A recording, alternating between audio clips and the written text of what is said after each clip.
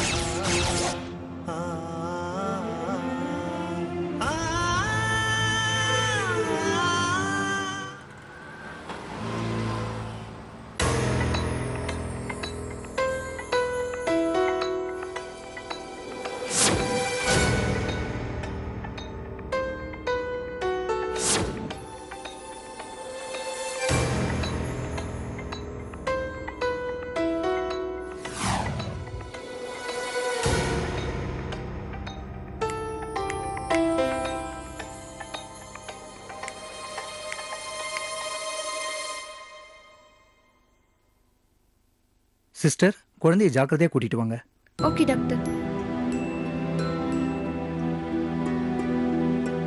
Doctor,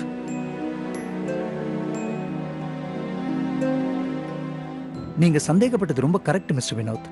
உங்க மக பூரணிக்கு கேட்கற சக்தியோ பேசுற சக்தியோ இப்ப இல்ல.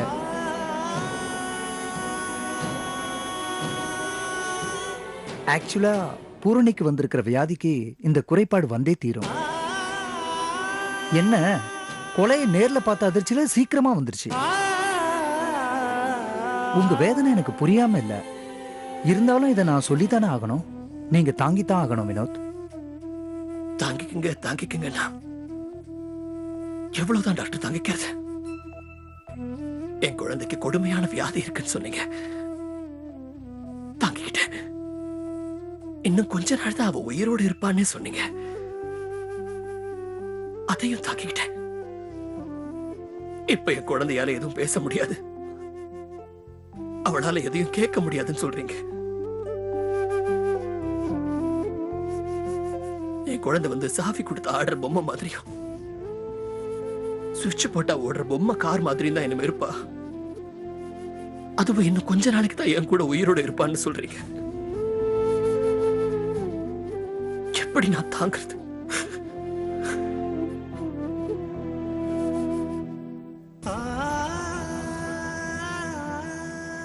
நாங்க யாருக்கும் எந்த தீங்கும் செஞ்சது கிடையாது. யாரும் அழிஞ்சு போகணும்னு மனசால கூட நினைச்சது கிடையாது. அப்படி இருக்கிற எனக்கு ஏன் இந்த மாதிரி இப்படி கொஞ்சம் கொஞ்சமா இன்ஸ்டால்மெண்ட்ல கடவுள் என் குழந்தையை கொல்றதுக்கு பதிலா ஒரேடியா எங்க ரெண்டு பேரையும் கொன்னு போட்டுடலாமே. இன்னைக்கு இவ பேச்சு நிறுத்தின ஆண்டவன் ஒரேடியா எங்க ரெண்டு பேரும் மூச்சையை நிறுத்திடலாமே, நிம்மதியா செத்து போயிடுவோமே. இந்த நேரத்துல உங்ககிட்ட எதை சொல்லி ஆறுதல் சொல்றதுன்னு எனக்கு தெரியல. நான் ஒன்னே ஒண்ணுதான் சொல்லுவேன். இந்த நேரத்துல நீங்க தான் உங்களை தைரியப்படுத்திக்கணும். உங்க மக கிட்ட நீங்க பேசணும்னா எழுத்து மூலியமா தான் பேசணும். உங்களுக்கு அவகிட்ட பேசணும்னு தோணுச்சுன்னா ஒரு பேப்பர்ல எழுதி காட்டுங்க. அதே மாதிரி உங்க பொண்ணு உங்ககிட்ட பேச விருப்பப்பட்டா அவளையும் எழுதி காட்ட சொல்லுங்க.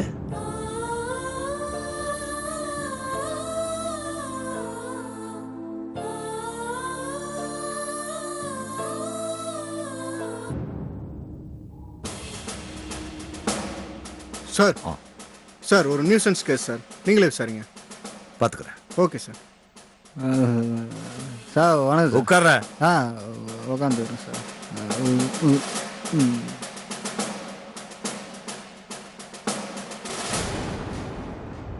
Constable sir. ஒரு டீ சொல்லுப்பா. Okay sir. ஏண்டா, உங்களுக்குலாம் குடிச்சா தான் தைரியம் வருமா?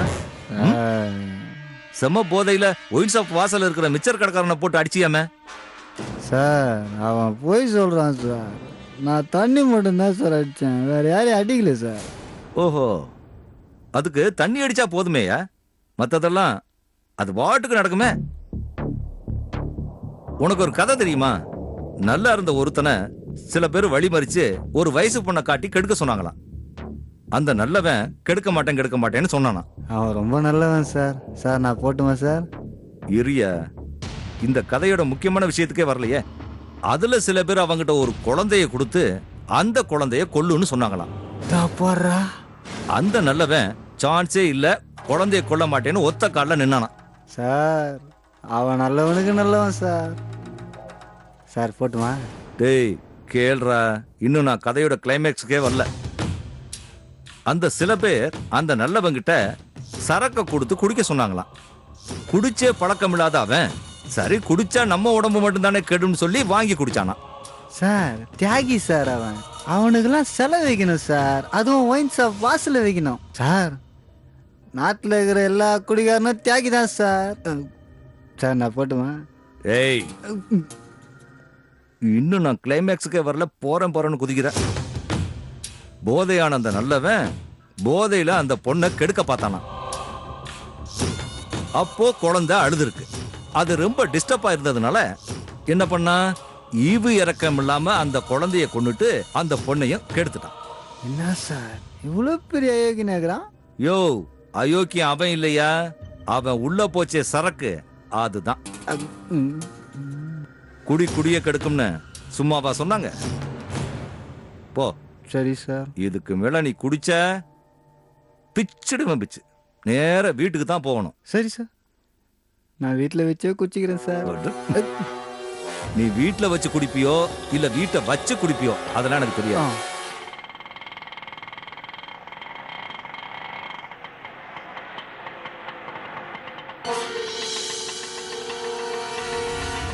இறங்குமா. ஆட்டோ காசு கொடு. நான் ஏன் கொடுக்கணும்? கொடுன்னா கொடுக்கணும், என்கிட்ட கேள்வி எல்லாம் கேட்காத.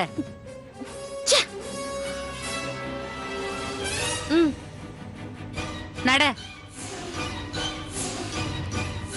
இனிமே நீ குடிக்கிறத வெளியே எங்கேயாவது நான் பார்த்தேன் பிச்சிடுவேன். கிளம்பு. வரேன் சார். கிளம்பு. சார்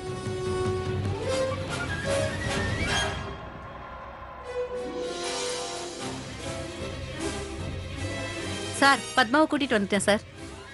சரி நீ போ. Okay sir. உட்காருங்க. ஜாக்கிரதை பத்மா, வாயை கொடுத்து மாட்டிக்காத. ரொம்ப உஷாரா பதில் சொல்லணும். என்ன நின்னுட்டே இருக்கீங்க? வாங்க உட்காருங்க. Thank you sir.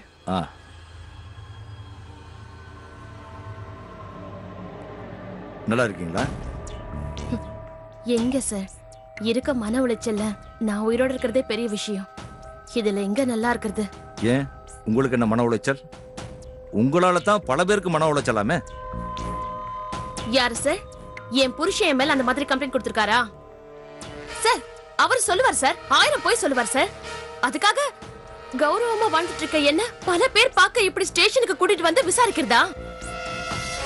யாராவது பார்த்தா என்ன பத்தி என்ன நினைப்பாங்க சார்? என்னங்க நீங்க ஏன் இப்படி டென்ஷன் ஆகுறீங்க? நான் அதுக்காகலாம் உங்களை வரவழைக்கல. உங்க ஹஸ்பண்ட் வீட்டுல நடந்த கொலைக்காகத்தான் நான் உங்களை வரவழைச்சேன்.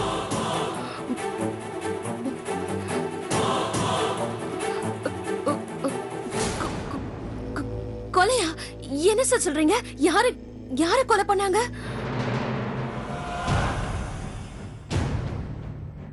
என்ன சார் என்ன பாத்துட்டு இருக்கீங்க? சொல்லுங்க, யாரை கொலை பண்ணாங்க? எனக்கு கை காலெல்லாம் உதறது, பயமா இருக்கு. சொல்லுங்க சார். ஏன் யார் என்னன்னு உங்களுக்கு தெரியாதா? என்ன சார் எனக்கு எப்படி சார் தெரியும்? அந்த வீட்ல கொலை நடந்த விஷயமே இப்ப நீங்க சொல்லிதான் சார் எனக்கு தெரியும். அப்போ இது வரைக்கும் கொலை நடந்ததும் யாரு செத்தாங்கன்ற விஷயமும் உங்களுக்கு தெரியாதா? என்ன சார் என்ன சந்தேகப்படுறீங்களா? போலீஸ்காரன் தான் கூடவே வர நிழல கூட நம்ப மாட்டான். சார் நீங்க உங்க நிழல நம்புங்க, நம்பாம போங்க. தேவையில்லாம என்ன ஏன் சார் சந்தேகப்படுறீங்க? ஏன் சந்தேகப்படக்கூடாது? எதுக்கு சந்தேகப்படணும்? இத்தனை நாள் நீங்க வினோத் கூடவே இருந்தீங்க. ஆனா நேத்தும் இல்ல முந்தா நாளும் இல்ல. என்ன சார் பேசுறீங்க? இதெல்லாம் ஒரு காரணமா சார்? நான் வீட்ல இருந்து கொலை நடந்திருந்தா கூட நீங்க என் மேல சந்தேகப்படுறதுல ஒரு அர்த்தம் இருக்கு. நானே அந்த வீட்ல இல்லையே சார். வீட்ல இல்லாத நான் எப்படி சார் கொலை பண்ண முடியும்? செத்தது யார் தெரியுமா? அதான் கேக்குறேனே, நீங்க எதுவும் சொல்ல மாட்டேங்கிறீங்களே. அந்த வீட்ல இருக்கிறது 2 பேர். ஒருத்தர் உங்க புருஷன், இன்னொருத்தர் உங்க மகன். 2 பேர்ல யாராவது ஒருத்தர் தான் செத்துருக்கணும். ஆனா உங்க உடம்புலயும் பேச்சிலையும் எந்த ரியாக்ஷனும் இல்லையே. எப்படி சார் இருக்கும்? அவங்க 2 பேரும் என்ன ஒரு தடவை 2 தடவையா சார் அவமானப்படுத்திருக்காங்க? வரிசையா அவமானப்படுத்திருக்காங்க.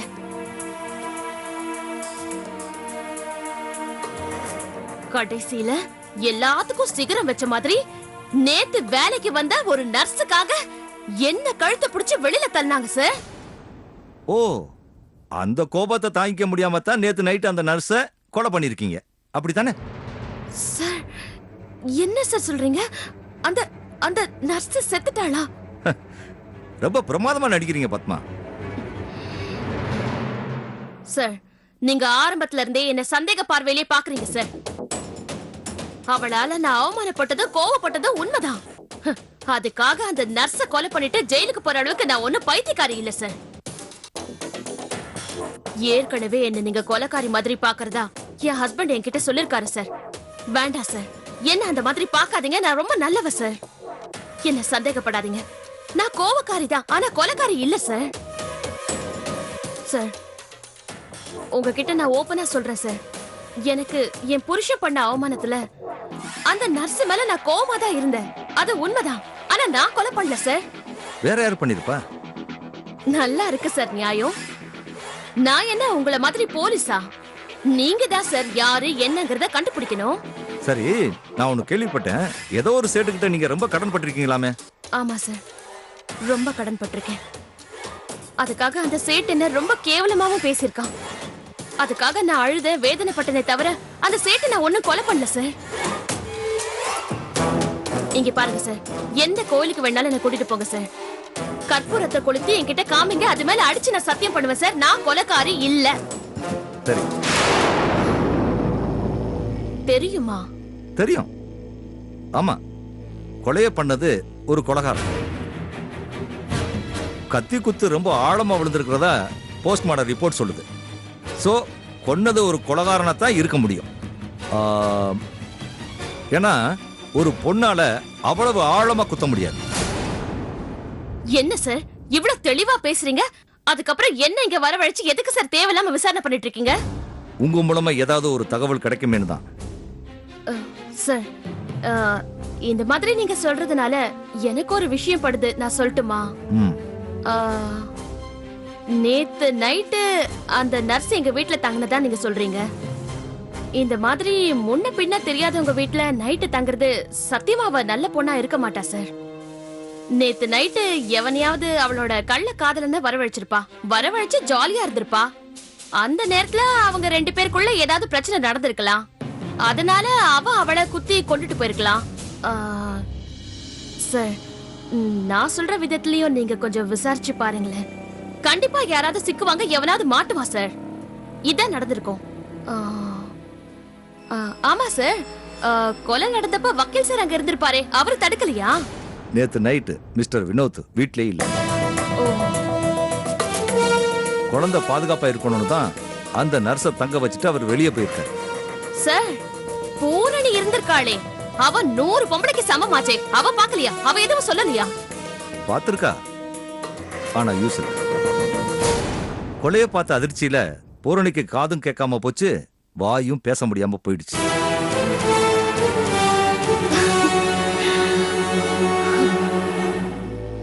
சார் இது வரைக்கும் நீங்க சொன்ன எதுவுமே எனக்கு சந்தோஷத்தை தரல சார். இப்ப கடைசியா சொன்னீங்க பாருங்க, அந்த குட்டி சாத்தானுக்கு காது போச்சு வாயும் போச்சுன்னு. ரொம்ப சந்தோஷமா இருக்கு சார். அடடா சார், அந்த காதை வச்சுக்கிட்டு நான் சொல்லாததெல்லாம் சொன்னேன்னு சொன்னா சார். அந்த வாயை வச்சுக்கிட்டு அவங்க அப்பா கிட்ட என்ன பத்தி என்னென்னலாம் போட்டு கொடுத்தான்னு தெரியுமா சார்? சார் அவளை நான் பெத்தவ சார். அவளுக்கு கண்ணு மூக்கு உயிரை கொடுத்து இந்த பூமியில உலாத்த விட்டவ நான் தான் சார். அதுக்காக என்ன கொஞ்சமாச்சும் மதிக்க வேண்டாமா சார்? சார் மதிக்கிறதுனா என்ன சார்? எனக்கு கோயில் கட்ட சொன்னா இல்ல கும்பாபிஷேகம் பண்ண சொன்னா? அம்மாங்கிற வார்த்தைக்கு என்ன மதிப்பு கொடுக்கணுமோ அதை கொடுத்தா போதாதா சார்? தரலையே சார். அம்மாங்கிற வார்த்தைக்கு மதிப்பு தரலையே சார். அவ மட்டும் இல்ல சார், வினோத் அவரும் மனைவிங்கிற ஒரு வார்த்தைக்கு மரியாதை கொடுக்கல சார். 2 பேரும் என்ன ஒரு நாயை விட கேவலமா நடத்துனாங்க சார். அதான் சார், அதான் நான் அந்த வீட்டை விட்டு வெளியில வந்துட்டேன் சார். என்ன மாதிரி நல்லவ இல்லாத அந்த வீட்ல கண்டிப்பா எமன் தான் சார் நுழைவான். அதான் சார், எமன் நுழைஞ்சதுனாலதான் சார் இந்த மாதிரி பிரச்சனை வந்திருக்கு சார். சாரி சார், மனசுல ஏதோ ஆதங்கமா இருந்துச்சு, அதான் உங்ககிட்ட எல்லாத்தையும் சொல்லிட்டேன். நான் கிளம்பலாமா சார்?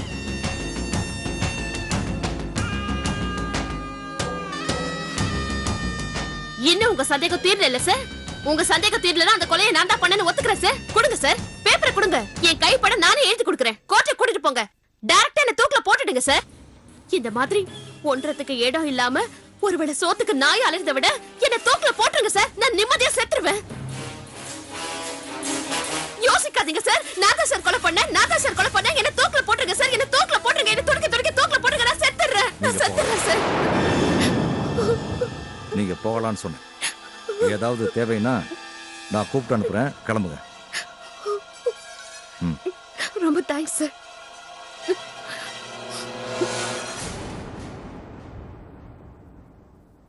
ரவி சார். ஒரு நிமிஷம். சொல்லுங்க சார்.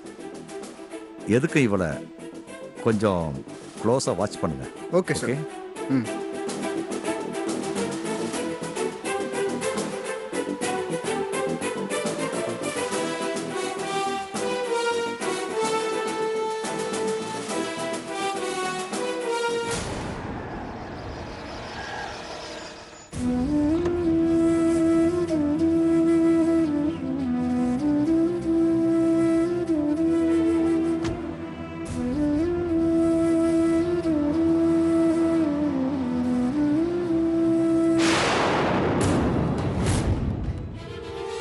கதவை மூடிட்டு தானே போனேன்.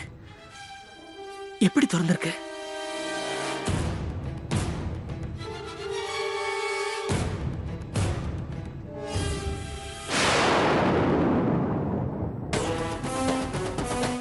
நீயா?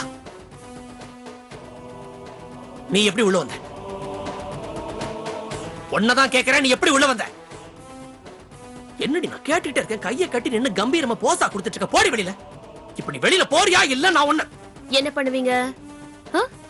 என்ன கழுத்தை பிடிச்சு வெளியில தள்ள போறீங்க? ஆமா. ஏங்க, ஒரு தடவை என்ன வெளியில தள்ளி என் பொண்ண ஊம குயிலாவும் காது கேட்காதவளாவும் பண்ணது பத்தாதா உங்களுக்கு?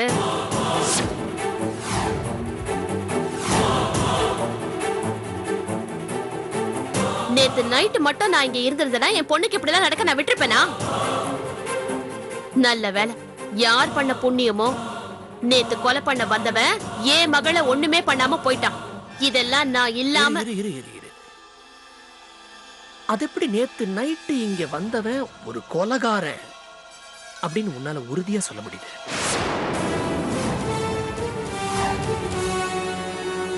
நேத்து நைட் இங்க வந்தது ஒரு கொலைகாரியா? ஒரு பொம்பளையா கூட இருக்கலாம் இல்லையா?